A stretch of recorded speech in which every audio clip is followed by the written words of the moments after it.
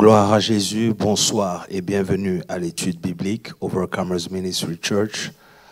Comme chaque mercredi, nous sommes encore là pour la parole, pour l'étude de la parole. Donc je vais laisser les hommes de Dieu vous saluer et nous allons démarrer l'étude. Bonsoir. Shalom, shalom, Père de Dieu. Nous vous saluons, Pasteur Moses. Bonsoir, apôtre Guy. Voilà. Nous voulons encore, au nom de l'équipe de Bible Study, souhaiter un joyeux anniversaire à l'apôtre. Merci. Voilà. Donc, pour ceux qui sont connectés, vous pouvez écrire Happy Birthday, OK? Et puis, partager le direct. Nous allons démarrer l'étude. Pasteur Moses, tu peux nous conduire dans la prière? Seigneur, notre Dieu, notre Père, en ce temps précieux, nous venons dire merci. Merci pour votre grâce, merci pour votre faveur dans nos vies. Merci pour l'Église OMC Dallas. Merci une fois encore pour les 1 an de plus de ton serviteur. Merci pour tout ce que tu as accompli jusqu'à présent au travers de son ministère.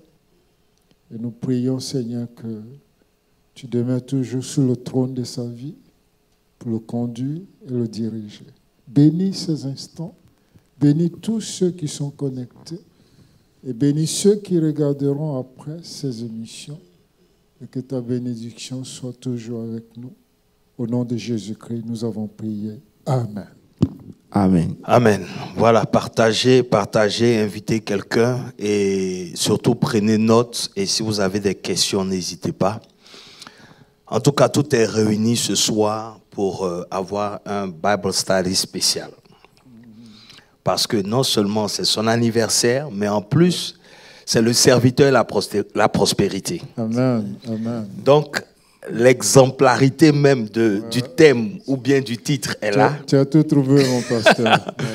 Il n'y a pas Donc, de meilleur exemple que ça. Il va nous donner une étude approfondie, poser des questions, des clés, des secrets pour être un serviteur prospère. Prospère. Voilà. Je pense que c'est ça. Non, le mot est bien choisi.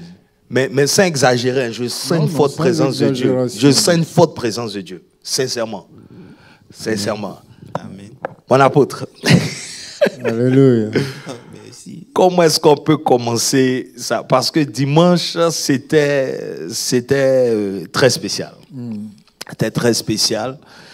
Des fois, ça fait mal de dire comme d'habitude, mais en fait, chaque dimanche a sa particularité.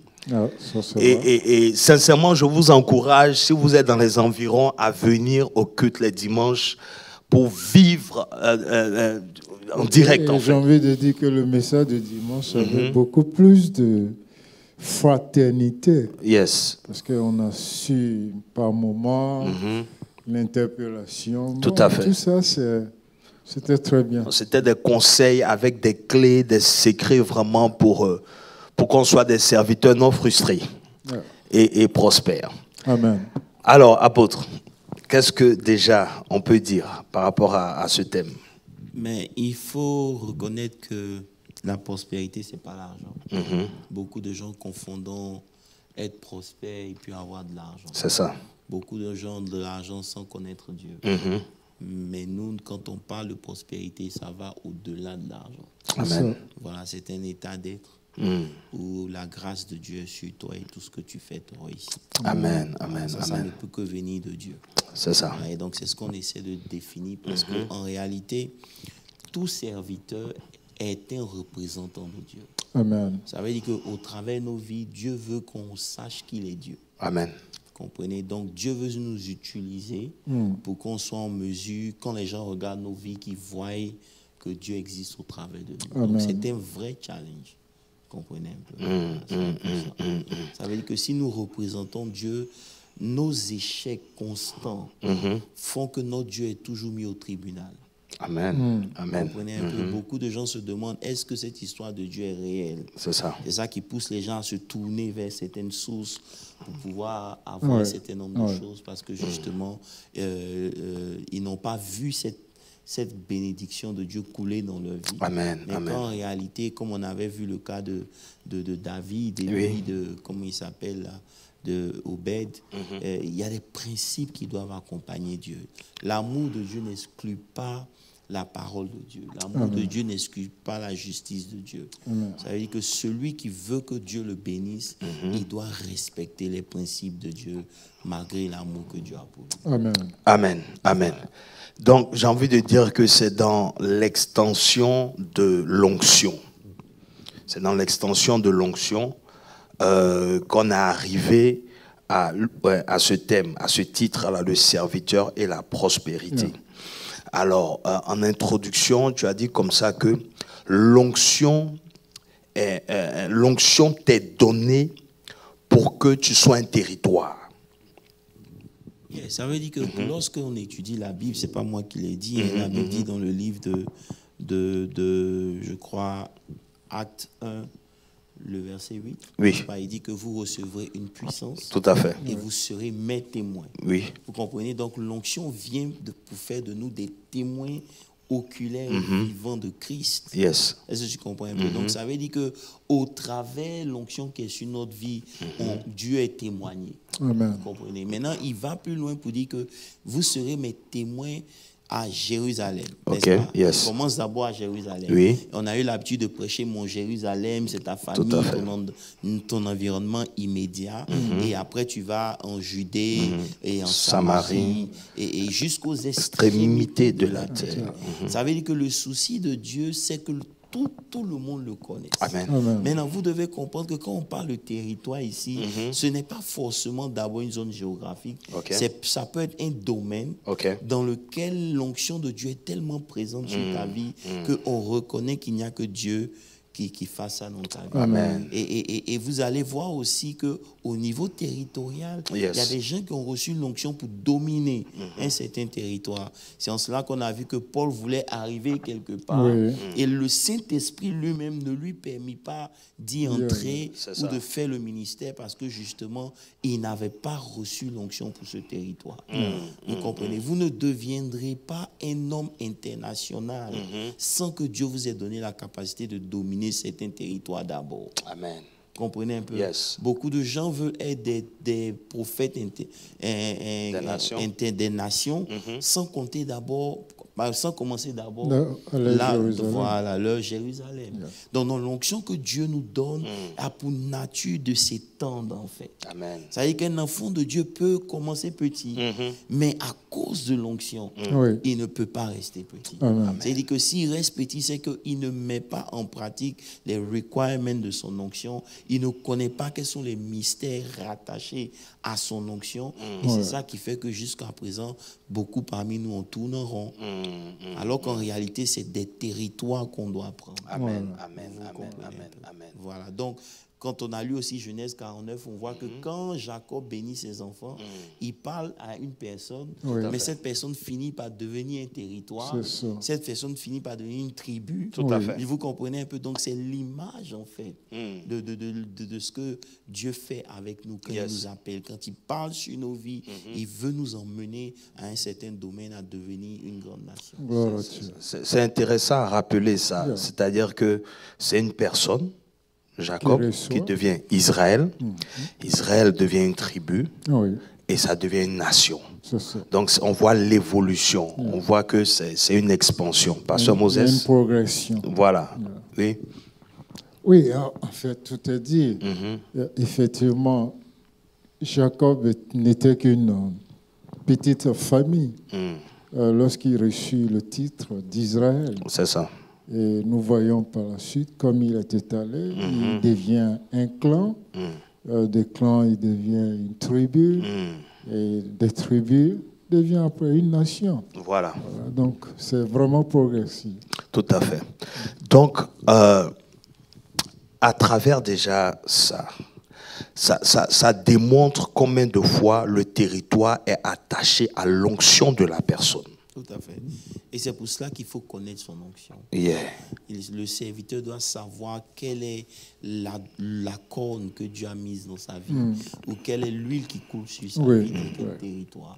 Parce que Paul, on a lu c'était dans Acte 6, je crois, Acte 16, verset 6, il dit, ayant été empêché par le Saint-Esprit d'annoncer la parole dans l'Asie. Vous me comprenez un peu? Il traversait la Pyrgie et le pays de Galatie. Ils arrivaient à Myssie, ils se disposaient à entrer à Biphanie, mais encore l'Esprit de Jésus ne leur permit pas.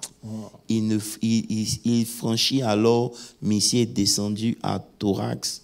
Pendant la nuit, Paul eut une vision et un Macédonien lui apparut et lui fit cette prière. Passe en Macédonie, nous secourir. Wow. Vous comprenez un peu? Ça veut dire que si vous êtes dans un domaine et que vous ne voyez pas une progression, c'est sûr que vous êtes dans le mauvais territoire et votre onction ne réagit pas. Vous me comprenez un peu? Donc vous allez struggle pour pouvoir accomplir un certain nombre de choses parce que le territoire ne vous reconnaît pas. Donc, tu vois, apôtre, là, c'est important parce que même s'il a dit aller aux extrémités de la terre, mais toujours sous, j'ai envie de dire, sous la supervision du Saint-Esprit pour te dire exactement là où il faut aller. Oui, il y a des territoires spécifiques. Voilà. C'est pas parce qu'on a des extrémités, tu te lèves, tu vas n'importe où, tu n'interroges pas, tu n'as pas cette sensibilité-là. Parce que des fois, l'onction que tu as te fait croire que tu peux te lever partout et que c'est un zèle excessif des fois en fait. Alors qu'effectivement, il y a des territoires assignés à ton onction. Amen. Mais pour arriver à ce niveau-là aussi quand même. Il faut être sensible au Saint-Esprit. Yes. Et dans le cas de Paul, par rapport à la Bithynie, quand nous poussons les recherches un peu plus loin, on constate qu'au moment où Paul voulait aller en Bithynie, Pierre s'y trouvait avec une équipe missionnaire. Donc, vous voyez, le Saint-Esprit qui ne voulant pas créer de compétition par rapport aux deux grands apôtres, a préféré que Paul aille ailleurs. Ça veut dire que cette région répondait à l'appel de Pierre, à l'onction de Pierre. Amen. Vous comprenez un peu. Et c'est en cela que nous avons dit que le serviteur doit passer du temps dans la prière. Yes. Vous comprenez un peu?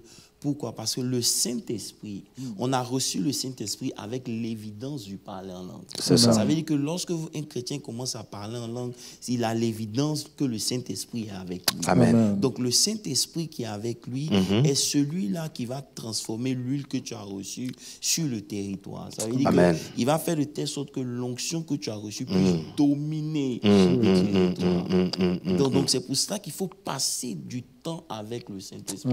C'est lui non seulement qui te conduit. Rappelez-vous que tous ceux qui sont conduits par l'Esprit sont fils de Dieu. Donc quand le Saint-Esprit vous conduit, il va vous montrer votre domaine d'activité, il va vous dire ce que vous ne devez pas faire et vous allez aller de façon progressive. Amen, amen. Ça nous amène, apôtre, parce que si je dois posséder un territoire, n'est-ce pas? Ça veut dire que déjà, c'est clair qu'il y aura une adversité.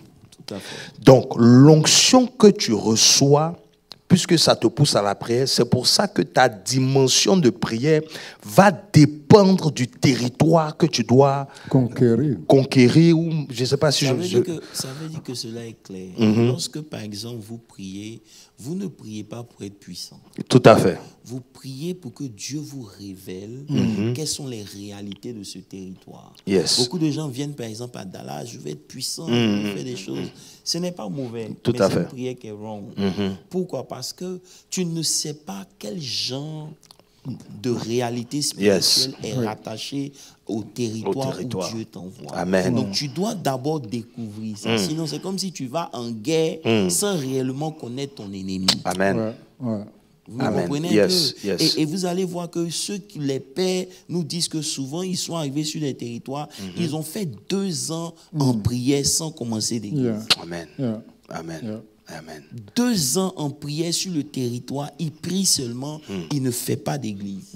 Parce que tous ceux qui se lèvent pour faire l'église sans avoir vaincu la réalité de l'homme fort du pays finissent toujours par tomber. Donc qu'est-ce qu'ils ont fait? Ils sont restés en priant, en jeûne et priant avec un groupe de personnes pendant 2 ans jusqu'à ce que le ciel soit ouvert et qu'ils puissent commencer. Gloire à Tout Jésus. ça, ça fait partie de ton onction. C'est pour ça que passer du temps avec le Saint-Esprit est important. Amen. Ce n'est pas parce que tu es oint, tu chasses les démons, que partout tu t'en vas, tu dois faire la même chose. Non, Yes. Non, Yes. il y a des moments où tu ne chasses pas, il y a des moments où tu parles, il y a des moments où tu ne parles pas, ou il y a des moments où tu pries. Oui. Et oui. tout ça, c'est le Saint-Esprit qui doit nous conduire. C'est pour cela que notre intimité avec le Saint-Esprit, en tant que serviteur de Dieu, nous servons dans la maison, est cruciale. Amen. Un serviteur qui ne passe pas du temps dans la présence de Dieu, avoir une intimité avec son Dieu, il est déjà partant. Amen. Amen. J'espère que vous prenez note et n'hésitez pas encore si vous avez des questions. Alléluia. Parce que ce que nous sommes en train de développer est très, très, très important. Alors, il y a une question qui s'est levée pendant la prédication même que tu as posée. C'est-à-dire, tu as dit, comment donc l'onction que tu as reçue devient un territoire? Comment tu peux traduire ça?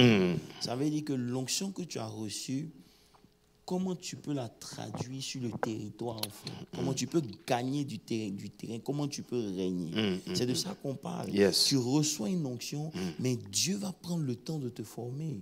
Lorsque David reçoit l'onction, c'est après 13 ans qu'il devient roi. Vous me comprenez un peu? Pour qu'il règne sur le territoire, ça n'a pas été automatique. Et c'est en cela que nous avions donné l'exemple de comment Dieu permet qu'il y ait des pressions. Voilà. Pour que l'onction qui est en toi grandisse. Amen. Yes, Amen. yes. Je ne sais pas si tu vois. C'est très Non, clair. c'est très puissant. Vas-y. Voilà. Vas-y, pasteur. Parlant de David, beaucoup expliquent qu'elle a reçu de David par le fait qu'il maîtrisait mieux le territoire que son prédécesseur.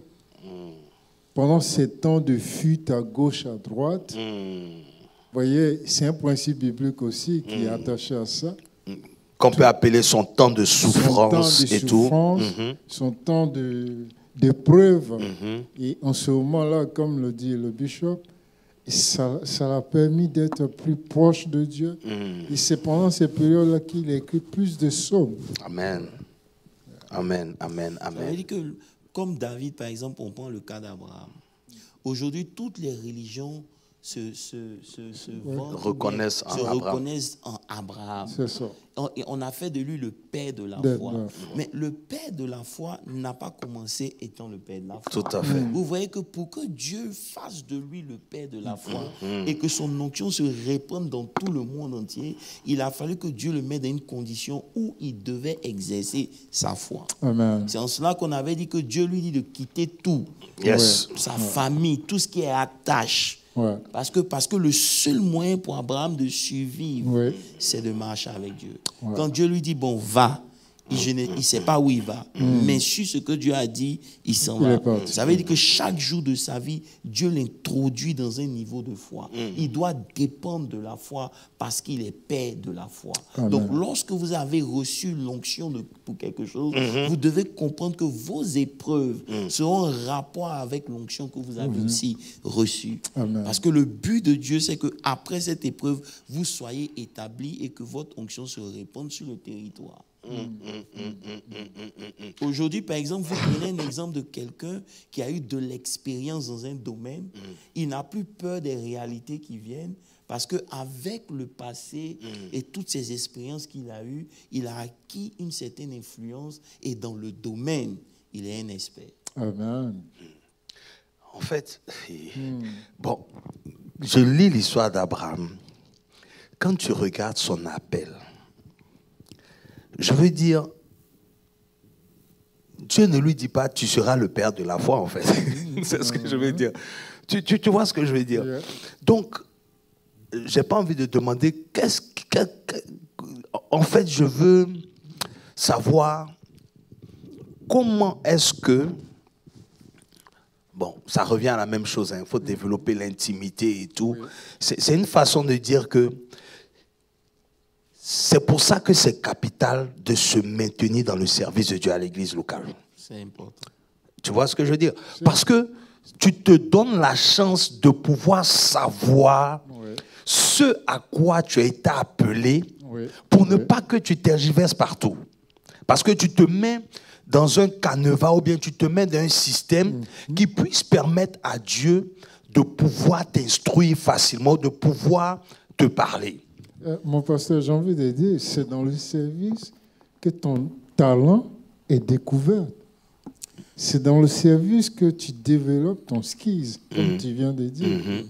Et c'est en servant Saül comme roi malade qu'on a vu que David jouait très bien à la guitare et qu'il chantait. Ça veut dire même encore, pasteur Moses, comment David sait qu'il peut vaincre Goliath? C'est parce que David a vu la présence de Dieu qui était avec lui. Lorsque David jouait, les démons de Saül se calmaient. Vous comprenez un peu? Donc, dans le monde spirituel, David avait conscience d'une réalité spirituelle qu'il avait. C'est pour ça que lorsqu'il attaque Saül, un Goliath, il commence d'abord par son identité. Il dit, qui est cet incirconcis? Ça veut dire que spirituellement parlant, j'ai déjà une ascendance. Une démarcation à moi. C'est en faisant ces choses-là qu'il y parvient. Mais même dans le cas d'Abraham, comment Dieu se réveille à Abraham? Il dit qu'il est El Shaddai. Celui, El Shaddai le fort, celui qui soutient tout et qui n'est soutenu pour rien, par rien. Tu comprends un peu? Celui multi-breasted, celui qui donne la vie. Tu comprends? Donc, c'est la révélation que Dieu donne El Shaddai à Abraham qui match avec sa condition. Parce qu'Abraham n'a pas d'enfant. Tu comprends un peu? Yes. Donc, la révélation de Dieu à Abraham était proportionnelle à sa situation. Comment? Je ne sais pas si tu comprends. Très bien. Donc, quand Dieu veut te donner une certaine révélation de lui, il va te mettre dans une certaine condition. Tout à fait. Donc, le Dieu qui va se révéler en dehors de cette condition, il sera contraire à ta condition. C'est en cela que tu auras une certaine révélation de ce Dieu. Donc, tout ce que Dieu fait dans nos vies, c'est pour nous permettre de parvenir à avoir une connaissance différente de Dieu. Et comme on avait dit une fois ici, il a fallu 3 générations pour que ce soit inscrit dans leur esprit. Le Dieu d'Abraham, d'Isaac et de Jacob. Comme 3 générations. Vous comprenez un peu? Et puis, il y a encore un mystère plus profond. Ça veut dire que lorsque Dieu choisit Abraham, suivez-moi bien. Hein, très bien. Dieu permet que sa descendance aille en Égypte. Vas-y, on est d'accord. Et en Égypte, ils apprennent des métiers. Yes. Si vous regardez les Juifs aujourd'hui, ils font des métiers de père en fils, de fils en petit-fils, jusqu'à présent. Je ne sais pas si vous comprenez ce que ça veut dire. Yes. Donc, Dieu, sachant qu'il allait les emmener à la terre promise, et sur la terre promise, la manne allait cesser, Dieu permet qu'ils passent en Égypte pour apprendre des métiers. Pour que lorsqu'ils arrivent sur la terre promise, ce soit ce qu'ils ont appris que Dieu maintenant va multiplier. Amen. Alléluia. Amen. Vous comprenez? Mais beaucoup de chrétiens restent dans la dimension de la manne, où Dieu faisait descendre. Non, une fois que vous êtes sur la terre promise, la manne cesse. Ça veut dire que c'est ce que vos skills que Dieu va utiliser pour vous nourrir. Amen. Et c'est ce que Dieu va bénir. Amen. Amen. C'est pour ça que les gens comme les Paul continuaient de faire des tentes. Tout à fait. Jésus était carpentier, fils du charpentier. Tout à fait. Vous comprenez un peu? Donc Dieu permet que tu passes par des choses pour que tu apprennes un certain nombre de choses. Pour que lorsque ton temps arrive, ces choses aussi te servent. Donc sur 4 générations, il les a skilled. Waouh. Et aujourd'hui, lorsque vous prenez les Juifs dans le monde, ils sont partout. Ils sont partout. Dans le métier de l'or, ils sont les premiers. Dans le métier financier, ils sont les premiers. Dans le diamant. Dans tout ce qui concerne choisir le domaine, tu vas voir qu'il y a un Juif qui domine. Quelque part. Pourquoi? Mais ça a commencé en Égypte. Tout à fait. Vous comprenez? Amen. Et maintenant, c'est le fruit de ces choses-là que Dieu a béni. Amen. C'est pour ça qu'on disait que vous ne devez pas mettre votre confiance en votre travail. Non. C'est parce que vous êtes béni que Dieu a permis que vous ayez ce travail. Amen. Je ne sais pas si tu comprends ce que je Et dis. Très oui, bien. et c'est aussi la bénédiction de Dieu qui permet au enrichit. travail. Voilà. Non, ça veut dire que si aujourd'hui même vous perdez ce travail, vous n'avez pas perdu Dieu. Tout à fait. Yeah. Mais combien de gens pensent comme ça? Yes. Beaucoup de gens voient dans leur travail comme la bénédiction et ils ne comprennent pas que c'est eux qui sont bénis. Bref, c'était juste une parenthèse pour montrer que le Seigneur nous fait passer par des chemins. Même en Égypte, ils ont appris. Quand ils sont arrivés sur la terre, la Bible dit que dès qu'ils ont mis les pieds sur la terre promise, la manne a cessé. Et puis, apôtre, ce qui m'a choqué en Égypte, c'est que on dit que plus on les maltraite, plus ils se multiplient. Justement. C'est ce verset-là que je cherchais le dimanche. Le psaume 128, le verset 2. Psaume 128, verset 2. Oui. Il dit, tu jouis alors du travail de tes mains, tu es heureux Et tu prospères. Tu vois. Il dit, tu jouis alors du travail de tes mains. Tu es heureux et tu prospères. Chaque juif s'est fait quelque chose de ça. D'accord. Mais maintenant, la dimension où c'est une chose de pouvoir faire quelque chose de tes mains. Bon, maintenant, pour maintenant arriver dans ce mindset, pour que tu réalises que c'est pas parce que tu fais ça que tu prospères. Je sais pas. C'est pour ça que Dieu veut qu'on dépende de lui. Voilà pourquoi on est rentré dans la dimension de donner à Dieu. C'est-à-dire que quand tu donnes à Dieu, tu as une attitude de reconnaissance. Amen.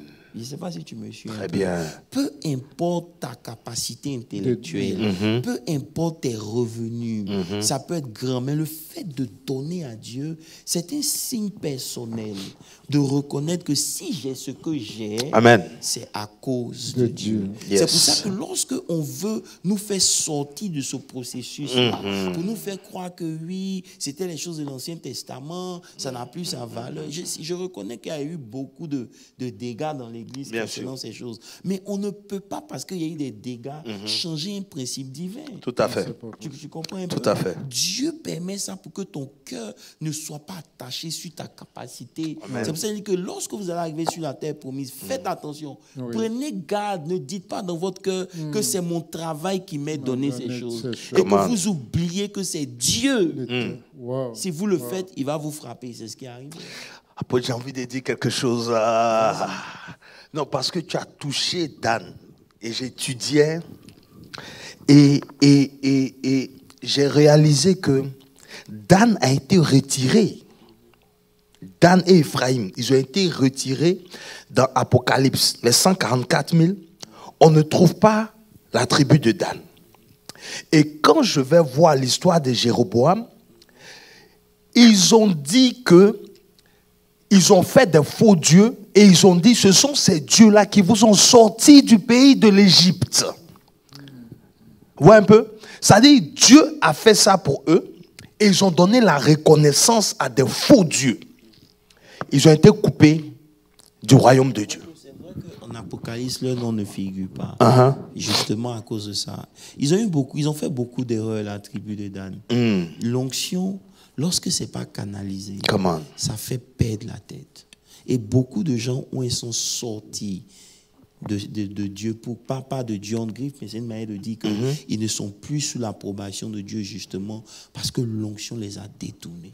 Tu vois, apôtre, c'est ce qui revient à dire que quand tu ne donnes pas, justement, tu as train de te créer un autre Dieu sans savoir, en fait. Tu vois? Parce que pour donner la gloire à un autre Dieu, pour ce que tu as ou pour ce que tu es, ça veut dire automatiquement que tu as changé de Dieu. C'est clair. Parce que tu appartiens à Dieu. C'est pour ça qu'on a dit que celui qui ne donne plus n'a plus Dieu comme son intérêt. Parce que Dieu, sa nature, c'est de donner. Donc, quand Dieu, en travers du donner, Dieu nous impose sa nature. C'est pour ça qu'on doit comprendre que ce n'est pas seulement la dîme.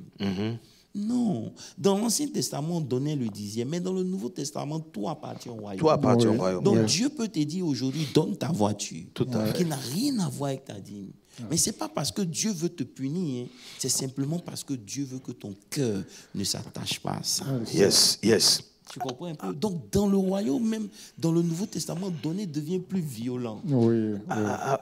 Yes. On donne plus dans le Nouveau Testament que dans l'Ancien. On avait déjà fait cette étude-là parce que on a dit que la dîme même vient avant la loi.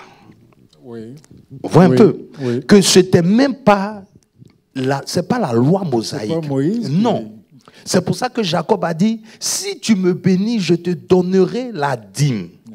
Donc c'est parce que Abraham, Isaac, Jacob ont connu ce principe que maintenant Moïse a établi ça comme une loi. Vous voyez un peu? Donc quand les gens viennent dire l'Ancien Testament, mais en fait, ils parlent de la loi mosaïque. Ils ne dissocient pas. Mais ils ne vont pas à Genèse pour réaliser que dans Genèse, on n'est pas sous la loi. Exact. Et c'est là où tu as tous les principes de Dieu. Amen. Qui ne changent pas. Amen. Dieu ne change pas ses principes, peu importe la grâce. Les gens confondent la grâce et les principes de Dieu. Non. On avait dit une fois ici que le salut a été nécessaire à cause de ce que l'homme avait péché. Ce n'était pas un programme peut-être établi comme on sait, mais Dieu a pourvu à ça. Amen. Donc maintenant qu'on est sauvé, on ne doit pas se limiter à ça, il faut aller encore plus loin. Amen. On doit reprendre notre position initiale et c'est pour cela que c'est important. Dieu veut qu'on demeure dans sa parole. Amen. Vous comprenez? C'est là maintenant l'importance de marcher dans la prière et de la parole. Tu comprends un peu? Parce que lorsque la parole ne fait pas son effet dans votre vie, votre cœur a tendance à sortir. Tu comprends un peu? C'est-à-dire que lorsque vous êtes loin et que vous voyez, vous servez Dieu dans une certaine dimension, si votre cœur n'est pas attaché à sa parole, votre orgueil ou le moi, tu comprends un peu, va commencer à monter. Et là, vous êtes sur le chemin de la perte. C'est pour cela qu'un serviteur de Dieu doit toujours demeurer dans la parole. Amen. Et quand on dit demeurer dans la parole, vous comprenez, vous ne pouvez pas nous dire aujourd'hui que vous n'avez pas le temps de méditer. Parce qu'on ne passe pas un jour sans aller sur Facebook. C'est clair. Des gens même passent des heures sur le Facebook. Maintenant, pourquoi toi qui peux passer du temps sur Facebook, tu ne passes pas du temps aussi dans ta parole? C'est parce que justement, on n'a pas compris le mécanisme dans lequel Dieu nous met. Il a dit dans le psaume 1, comme on avait lu, il dit heureux. Heureux l'homme qui ne marche pas selon le conseil des méchants, qui ne s'arrête pas sur la voie des pécheurs, qui ne s'assoit pas en compagnie des moqueurs, mais qui trouve son plaisir dans la loi de l'Éternel et qui la médite. Ok? Il est comme un arbre planté près des courants d'eau qui donne son fruit en sa saison. Alléluia. Et dont le feuillage ne flétrit point. Tout ce qu'il fait lui réussit. Donc vous comprenez ici dans ce texte-là, Dieu est en train de nous montrer que ça va prendre du temps. Et c'est cette notion de temps que les chrétiens oublient. Ça veut dire qu'on veut que la bénédiction arrive right away. Non. Il dit, celui qui prend plaisir en sa parole et qui ne marche pas selon le conseil des méchants. Pourquoi? Parce que dans la vie, quand l'ennemi veut détruire une destinée, il emmène un point de vue. C'est ça. C'est ça le conseil des méchants. C'est un point de vue qui peut être vrai, mais qui n'est pas biblique. Amen. Donc quand le diable veut détruire une destinée, il va emmener une manière de penser. Okay. Non, il va emmener une manière de penser. Et cette manière de penser-là, tu peux penser que parce que ça sent good, c'est bon. Mais en réalité, c'est une stratégie de l'ennemi. Donc, le seul moyen pour éviter ces choses, c'est de rester dans la parole. Parce que lorsque tu ramènes toujours tes pensées, ce que les gens disent à ce que Dieu dit, tu vas toujours trouver la vérité. Amen. Amen. Parce qu'il y a des choses que les gens te diront qui peuvent penser, être semblables. C'était comme si c'était Dieu qui disait, mais c'est pas Dieu. Quand le diable est venu dire à Jésus, le tenter, il a utilisé la parole, Tout à fait. mais il a mixé ça d'une certaine manière. Tout à fait. Quand il est arrivé vers Ève, il a fait la même chose. Maintenant, si toi, tu passes pas du temps dans la parole, tu vas penser que ce que tu penses là, c'est juste parce que c'est normal. Mais ce n'est pas ce qui est normal qui est vrai. C'est pour cela que lorsque même ils ont voulu transporter l'âge, c'est normal de transporter l'âge. Mais ce n'est pas normal de le faire sur des animaux parce qu'aucun animal ne peut transporter la présence de Dieu. Amen. Tu comprends? Yes. Et il y a eu pour conséquence un mort. Vous me suivez un peu? Donc, il dit ici que tu es heureux si tu ne t'appuies pas sur ce conseil-là. Maintenant, si tu t'appuies sur la parole de Dieu, tu dois comprendre comment ça fonctionne. Yes. C'est un programme de long terme. Yes. Tu comprends? C'est un programme de long terme. Il dit tu vas porter du fruit tôt ou tard. Mais tu seras en train de grandir. Mais il dit même, oui, ton fruit en ta saison. En ta saison. Yes. Vous comprenez? Et c'est ça, c'est un facteur temps. Et c'est pour ça que beaucoup, quand ils ont commencé à faire des choses en fonction de la parole de Dieu, ils se sont arrêtés en chemin. Ils n'ont pas compris que le fait qu'ils ne voient pas de résultats maintenant, c'est pas parce que Dieu ne peut pas le faire, mais c'est parce que Dieu est en train de les faire grandir et leur saison n'est pas encore arrivée. Parce que lorsque vous brisez le processus avant le temps, vous empêchez d'avoir une autre facette de Dieu ou de découvrir un côté de Dieu. Vous savez, il y a beaucoup de gens qui ont fui le processus. La pression dans laquelle Dieu nous met. Vous comprenez un peu? C'est ce qu'on a pris l'exemple de l'aveugle. L'aveugle a dit, Jésus, fils de David. À quel moment il a eu le temps d'avoir une telle grande révélation? Donc, celui qui avorte les douleurs, la souffrance, il se prive de parvenir à un niveau de révélation de Dieu. C'est pour ça que souvent, malgré nos prières, Dieu n'agit pas. C'est pas parce qu'il ne nous aime pas, mais il veut que tu parviennes, que d'abord, toi-même tu découvres que ce qu'il a mis en toi est plus grand que ce qui est dans le monde. Mais comment tu vas découvrir ça si tu n'as pas traversé la chose? Pour que la chose quitte le domaine du slogan et devienne une réalité sur le terrain, tu dois rester.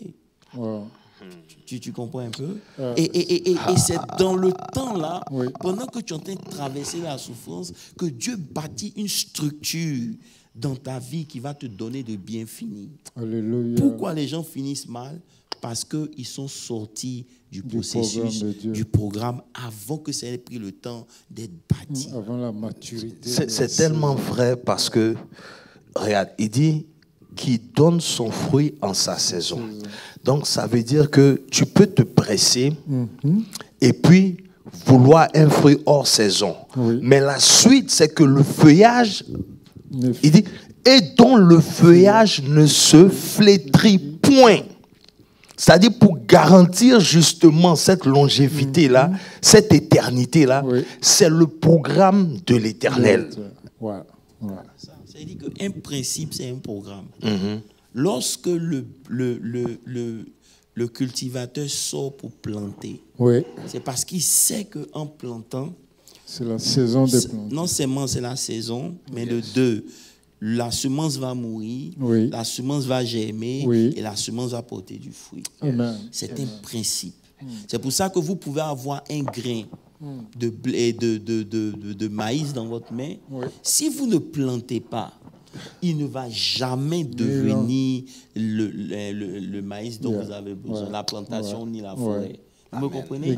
Donc, c'est un programme. Donc, quand Dieu nous met dans des programmes bien définis, c'est à chacun de nous de comprendre. Mais si nous n'approchons pas la parole de Dieu comme elle est, on va finir par se détruire nous-mêmes. Ça, c'est clair. Tu comprends un peu? On sortira du programme avant le temps et finalement, on va en subir les conséquences. C'est ce qu'on appelle rater sa vision. Donc, on poursuit l'étude. J'espère que vous prenez note. Nous sommes donc au niveau de la souffrance. Accepter la souffrance, n'est-ce pas? pendant, je vais dire, apôtre, pendant le temps de souffrance aussi, il y a des attitudes qu'il faut adopter. Parce que tu as insisté sur le fait de ne pas murmurer pendant le temps de souffrance. Vous voyez un peu? C'est-à-dire accepter le processus de Dieu pendant ce temps-là et s'occuper à investir en soi. Tout à fait. Tu vois ce que je veux dire? Tout à fait. Parce que des fois, tu traverses des moments de souffrance, mais tu cherches des solutions qui t'éloignent de Dieu, en fait. Exact. Et tu n'es pas en train de grandir en Dieu, et en même temps, tu n'es pas en train d'avoir ce que tu cherches. Donc, à tous les coups, tu es en train de perdre le temps. Mais alors que tu ne vas jamais perdre quand tu investis en Dieu. En fait, c'est ce que j'ai envie de dire. Plus tu travailles... Il est l'omniprésent. Ça veut dire que pendant ta souffrance, même quand l'ennemi t'enlève quelque chose, il ne t'enlève pas tout. Ça veut dire que quand il enlève la faculté de voir aux aveugles, vous allez voir que l'ouïe des aveugles est très développée. Donc souvent, le Seigneur peut permettre qu'une partie de ta vie soit fermée pour que tu développes une autre partie de ta vie. Sachant très bien que ce qui est fermé là, tu l'as déjà. Je ne sais pas si tu comprends. Très clair.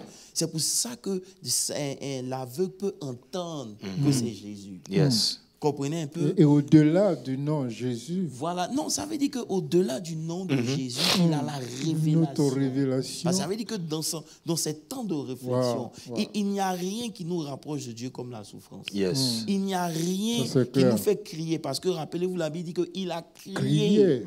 Ça veut dire que crier à Dieu est différent de prier. Même lorsqu'on lui disait de se crier, il criait fort. encore plus fort. Yes. Ça veut dire que tu parviens à un niveau où ce qui est le monde là ne te ferait plus. Mais j'ai une question à ce niveau. Est-ce que le fait que ça soit le fils de Timée qui est honneur, est-ce que ça, on ne peut pas dire qu'il vient d'une famille aisée et cultivée qui fait que, bon, il avait cette connaissance-là, mais il s'est retrouvé dans cette situation. Enfin, je ne sais pas. On peut dire ça. On peut, de toute façon, Timée, on sait que c'était une racine qui voulait dire honorer et tout. Quand vous lisez l'histoire, c'était quelqu'un de très riche. Tout à fait. Rien à dire. Comment il a fait pour se retrouver aveugle, la Bible ne nous dit pas. Tout à fait. Mais une chose est sûre, c'est que le fils de Timée est devenu aveugle, il se retrouvait au bord des rues. Donc ça veut dire que quelque part, il n'avait plus le support de sa famille. Tu comprends un peu? Maintenant, la partie que nous, on doit comprendre, c'est que souvent, à cause de notre appel aussi, Dieu nous fait sortir de nos familles. De confort, yes. C'est ce qui s'est passé avec Abraham. Yes. C'est peut-être même l'histoire d'Abraham dit sous un autre langage. Tout à fait. Donc, il a crié à Dieu. Pourquoi? Parce que justement, il avait besoin de voir. Donc, la révélation de Dieu maintenant, c'est moi la partie qui m'a plu dans cette histoire, c'est que quand il s'agit de le guérir, Jésus ne prie pas pour lui. Jésus ne lui impose pas les mains. Tout ce que Jésus dit, il dit, va ta foi. Ça veut dire que cette souffrance avait pour but d'augmenter la foi. Vous comprenez un peu? Arriver à un niveau où ta foi maintenant devient opérationnelle. Parce qu'il y a beaucoup de gens qui disent qu'ils croient, mais en réalité qui ne croient pas. Ah, apôtre, là tu es en train encore de réveiller des questions. C'est plus facile de entendre d'exemple. Non, en fait. Dans le confort, c'est facile de dire je crois. Non, mais en fait, ce que je dis, parce que quand il dit ta foi t'a sauvé, donc il avait ça en lui, mais il fallait. Je peux dire que, yes.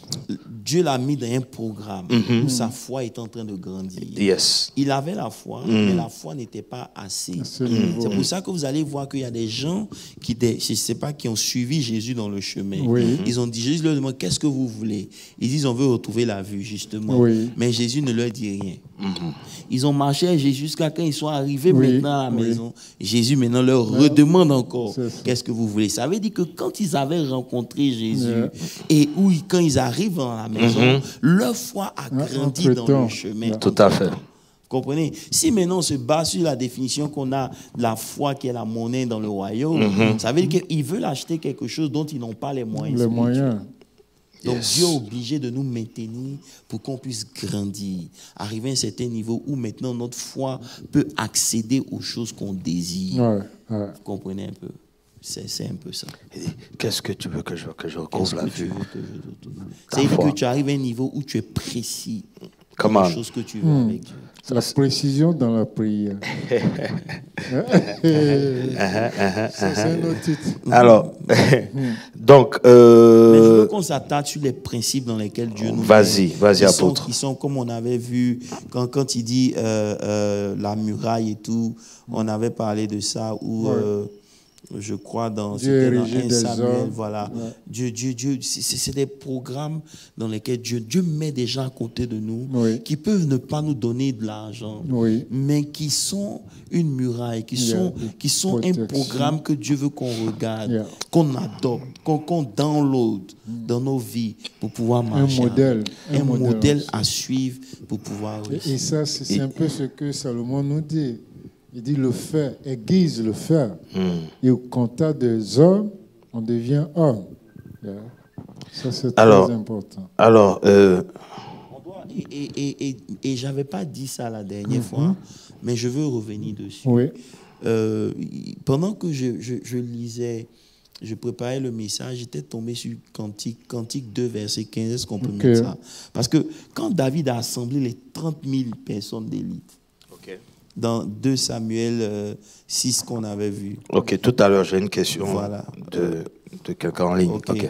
Et dans 2 Samuel 6, il a 30 personnes d'élite qui sont venues pour accompagner l'arche. Ok. Des gens très intelligents, mais qui ont échoué à cause d'une petite négligence. Je veux qu'on fasse attention. Yes. Comme je disais, quand l'ennemi veut nous détruire, il utilise des petites choses. Si vous mettez Cantique 2, verset 15, il dit prenez-nous des renards, les petits renards qui ravagent les vignes. Ok. Car nos vignes sont en fleurs. Ça veut dire quoi? Lorsque l'ennemi veut détruire Oui. les vignes, eux ils partaient pour détruire, ils disent prenons avec nous des renards, mais des petits renards. Vous comprenez un peu? Ouais. Est-ce que vous me suivez un peu? Très bien. Maintenant, lisons Ézéchiel 13. Ézéchiel 13, verset... dans Ézéchiel 13, je ne sais pas si c'est le verset 4 ou 16, mais il dit quelque part, tels des renards au milieu des ruines, tels sont tes prophètes, ô Israël. Oh, wow. Ok. En fait, j'avais dit ici que faites attention avec les petites lois et principes de Dieu qui semblent être inutiles, Comment? mais qui en réalité font de grands dégâts. Vous comprenez? Nous, les chrétiens, on a tendance à négliger un certain nombre de choses. Même dans notre manière de prier, on néglige la conscience de ce qu'on est en train de faire. Dans notre manière de faire le service. Je ne sais pas si vous Yeah. comprenez un peu. Très clair. Il y a un esprit de négligence. Il n'y a pas de révérence. Voilà, il n'y a pas de Qui enlève le sacré. révérence, qui enlève le sacré. C'est des petites choses we don't value. Mais ce à quoi tu ne donnes pas de la valeur finit Yeah. par te détruire. Come on. Tu comprends un peu? Yes. Donc c'est dans les petites choses comme ça que l'ennemi réussit à nous déstabiliser. Vous comprenez un peu? Et c'est vraiment, vraiment important. C'est pour ça qu'à chaque fois qu'un serviteur doit faire quelque chose pour Dieu, qu'il se pose toujours la question, quelle est la place que je donne à Dieu dans ce que je suis en train de faire? Apôtre, ça soulève des questions parce qu'en pleine adoration, on retrouve des gens en train de filmer dans l'église, par exemple. Je vais dire avec ton téléphone. J'ai envie de savoir si ça fait partie de ce dont... Tu n'es pas chargé de... Si on te demande de venir en semaine pour filmer, tu ne vas pas venir. Ça ne sert à rien. Ouais. C'est de la distraction. C'est-à-dire, pendant le temps d'adoration, vous comprenez, tu rates, par exemple, ce que tu dois donner à Dieu. Parce que la parole, ce n'est pas pour Dieu, c'est pour toi. Tout à fait. Tu comprends un peu? Mais l'adoration, c'est le culte que tu rends à Dieu. Et pendant ce temps-là, toi, tu es en train de filmer. Peut-être que tu peux filmer si c'est un moment précis, ou bien ton groupe te demande, ou bien quelqu'un, le pasteur, quelque chose, mais là, tu es venu en mission. Justement. Mais lorsque toi-même, tu viens dans le cadre d'adorer Dieu et que tu te laisses distraire par ces petites choses-là, tu te prives, en fait. Et après des années, tu vas te demander, mais pourquoi tu ne vois pas de résultats? Et c'est ça. C'est ces petits renards qui ont fait qu'ils ont mis l'âge sur des animaux au lieu de considérer l'âge. Maintenant, quand Dieu les a frappé Usa, vous comprenez que dans Chronique, David est allé fouiller les Écritures. Yes. Il est retourné à la parole. Parce que Dieu n'est pas en dehors de sa parole. Jamais. Donc, ils sont retournés en arrière, ils ont étudié, ils ont vu que l'arche ne peut être transportée que par des sacrificateurs. Amen. Et donc, lorsqu'ils sont repartis pour prendre l'arche chez Obed, ils ont respecté à la lettre. Voilà, c'est le verset 4. Il dit, ô Israël, il dit, tels des renards au milieu des ruines sont tes prophètes. Tels sont tes prophètes en Israël. Ça veut dire qu'ils viennent pour... Non, on ne va pas rentrer dans ces choses-là.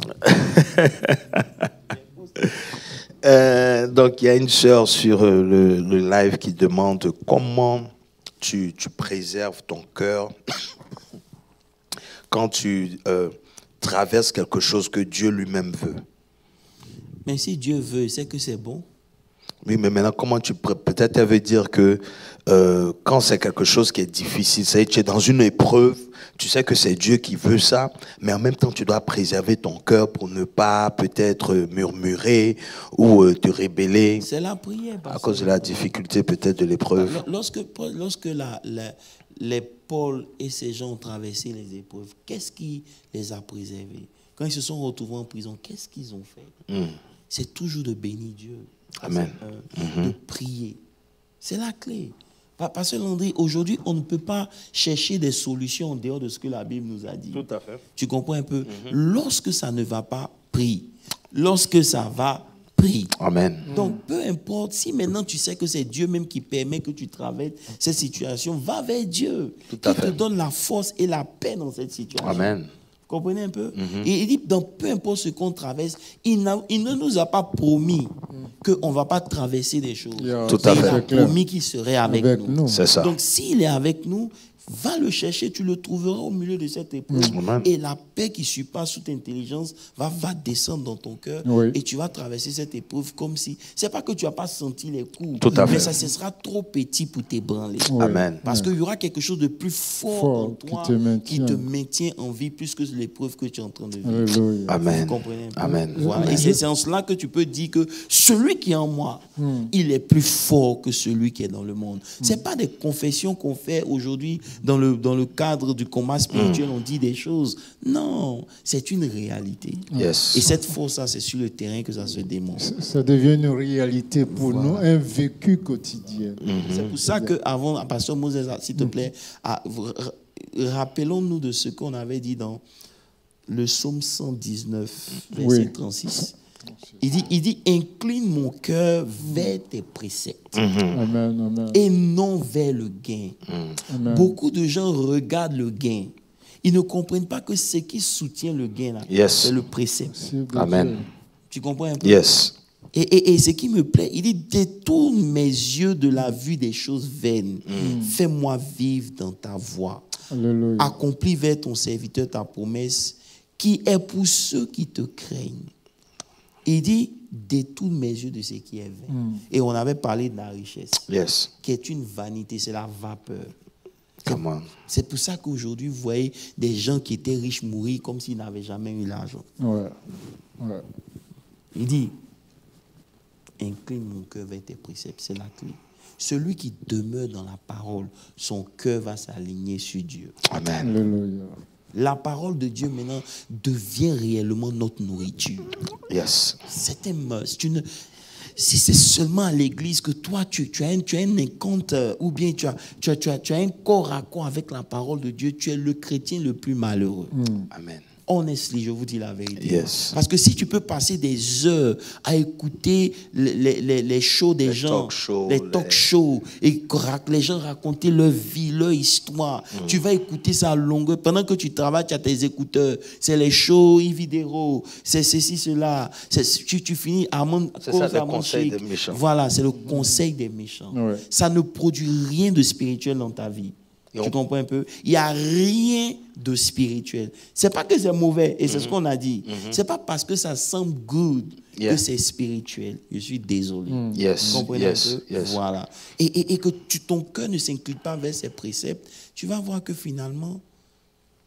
Donc ça revient à ce qu'on disait. Donc, c'est comme un couple, par exemple, qui prend des conseils. J'ai envie de dire un couple chrétien qui prend des conseils de mariage, par exemple, sur un talk show ou bien sur des personnes qui... Bon, en fait... Ça veut dire que même si ces conseils sont bons, Justement. ces conseils ne sont pas forcément ce qui vous convient. Ça, c'est un. Et de deux, ces conseils-là ne peuvent ne pas s'appliquer à tout le monde. Tout à fait. Parce qu'on n'a pas les mêmes réalités spirituelles.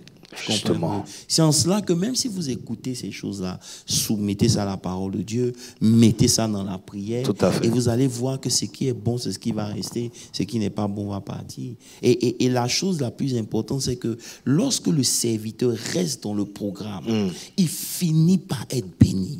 Amen. Et c'est ce que je veux qu'on comprenne. Un serviteur qui est fidèle dans les petites choses, Dieu lui donne de grandes choses. C'est comme si ta progression va au fur et à mesure. Dieu te confie un peu, tu es fidèle, il te donne un peu, tu es fidèle, jusqu'à ce que tu parviennes à un certain niveau. Mais lorsque tu n'es pas fidèle dans ces petites choses, c'est-à-dire qu'à chaque fois qu'il s'agit de Dieu, tu ne te bats pas. Non.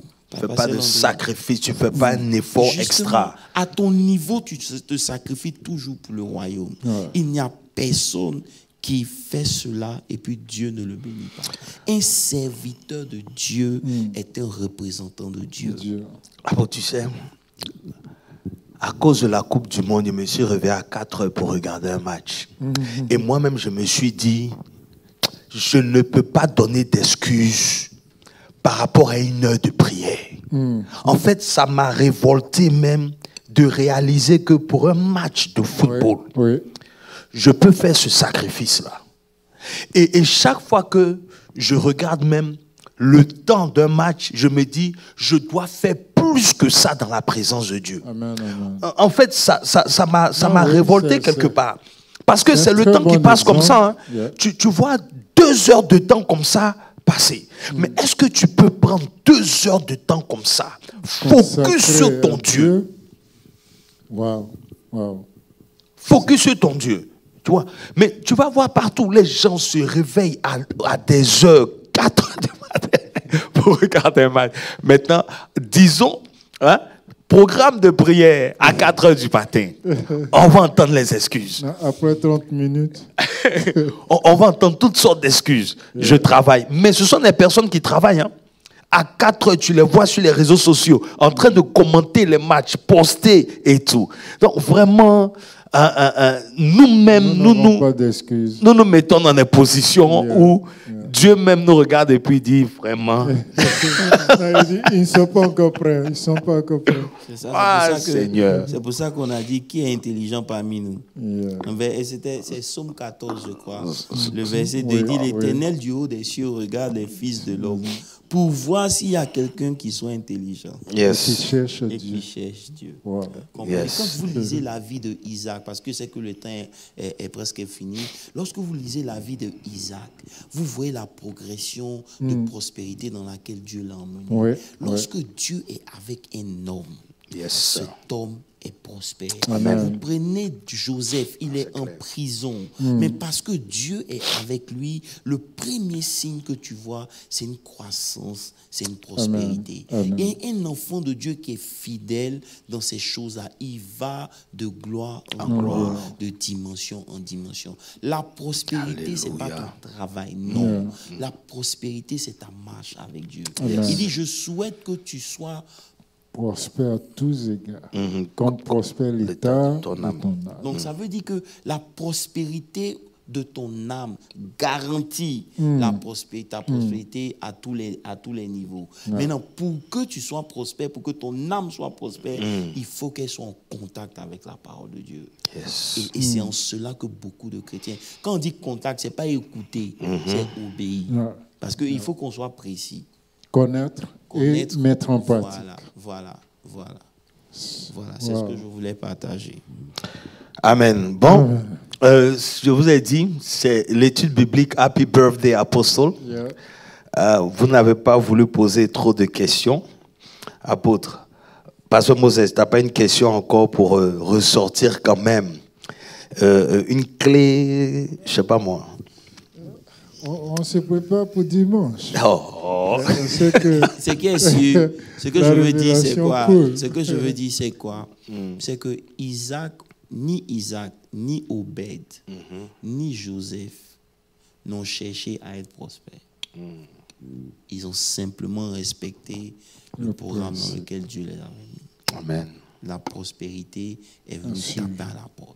C'est comme si Dieu dit à la bénédiction, tu ne vois pas, Pasteur Landry, va. Tant que tu ne t'es pas manifesté là, ne reviens pas. Tu comprends? C'est comme si c'est une obligation pour la bénédiction d'agir dans la vie. Ça, c'est un verset que tu viens de citer, Bishop. Dans Deutéronome 28, je crois bien le verset 12, il dit, j'ordonne à la bénédiction de te poursuivre. Amen.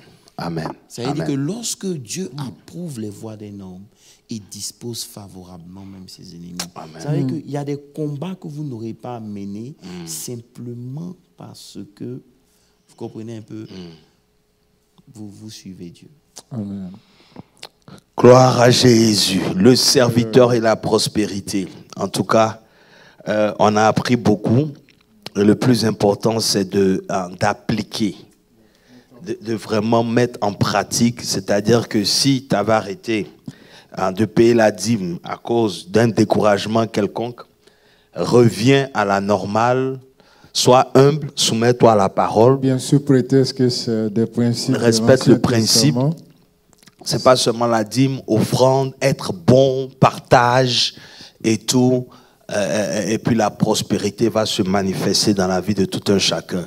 On a dit aussi que la prospérité, c'était la bonne santé, c'était l'intelligence, c'était tout ce qui est bon, tout ce qui est fructueux, tout ce qui peut permettre que Dieu soit représenté au travers de ta vie. En tout cas, moi, j'ai été très béni. Pasteur Moses, un dernier mot avant que l'apôtre clôture et prie. Je me joins à ce que tu viens de dire. La Bible nous dit, ne nous lassons pas de faire du bien, ou ce qui est bien. Tout à fait. Car nous le moissonnerons au temps prévu par Dieu. Amen. Donc, qu'on ne se décourage pas et qu'on ne baisse pas les bras. Et toi qui sens même à l'intérieur de toi que tu as baissé les bras, ce message vient à point nommé pour te réveiller. Une façon de te fouetter. On dit que Dieu châtie les fils qu'il aime. Donc si effectivement tu as un pasteur qui t'aime mais qui ne te dit pas la vérité, ça veut dire quelque part qu'il ne t'aime pas. Donc ce genre de message, ça fait mal là où ça tape, mais nous devons de nous examiner et corriger le tir. Que Dieu vous bénisse. Amen. Amen, que Dieu nous bénisse. Merci, Pasteur Landry, Pasteur Moses. La prospérité ne commence pas parce que tu fais des activités. La prospérité, c'est une sphère qui t'accompagne.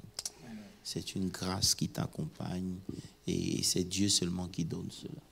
Voilà. Donc, vous pouvez réussir, mais sans être prospère. Mais vous êtes prospère parce que Dieu est avec vous. Et vous réussissez dans tout ce que vous faites. Je veux nous encourager à rester dans les programmes dans lesquels Dieu nous met. Et nous met dans des endroits où il ne s'est pas trompé. Ça peut prendre du temps. Peut-être que ta vie semble ne pas avancer, mais il y a quelque chose à l'intérieur que Dieu est en train de faire grandir. Quand cette chose-là va parvenir à maturité, toutes ces années que tu penses avoir perdues, tu vas les rattraper rapidement, simplement parce que tu es prêt et ta saison a commencé. Donc que Dieu nous bénisse. Je nous encourage à demeurer dans la parole de Dieu. Et je vais le répéter. Un enfant de Dieu doit avoir un temps avec sa Bible tous les jours. tous les jours. Bon, si tu ne peux pas lire ta Bible, écoute au moins un message. Mais sois en contact avec la parole de Dieu pour apprendre quelque chose. C'est aujourd'hui, quand tu t'en vas dormir le soir, tu dis aujourd'hui, voilà ce que j'ai appris et ça reste dans ton esprit. Et quand ces choses-là vont grandir, tu vas voir que quand Dieu va vouloir t'utiliser, c'est ces mêmes choses-là qu'il va utiliser pour pouvoir bénir la vie de quelqu'un. Tu pourras donner des conseils à quelqu'un, parler à quelqu'un sur la base de ce que tu as appris parce que tu n'es pas vide. Donc que Dieu nous garde et qu'il nous bénisse. Seigneur, nous prions que tu aides tes serviteurs que nous sommes, tous les serviteurs servantes dans la maison. Seigneur, lorsque nous disons serviteurs, nous ne parlons pas des pasteurs, mais nous parlons de tous tes enfants qui sont dans la maison. Seigneur, aide-nous à pouvoir demeurer auprès de ce cours d'eau et que nous puissions grandir parce que ce cours d'eau est ta parole, c'est ta parole qui purifie, c'est ta parole qui nous sanctifie. Éternel des armées, donne-nous de demeurer dans ces paroles, de grandir et pouvoir demain être des témoins fidèles.